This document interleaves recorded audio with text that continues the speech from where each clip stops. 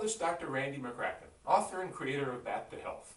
Today I'd like to talk to you about simple treatment of lower back pain at home.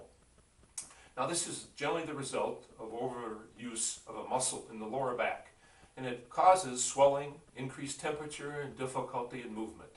Now you can use aspirin, ibuprofen to cover up the pain. However, this does not work, and it's something I do not recommend, as it actually will double the healing time.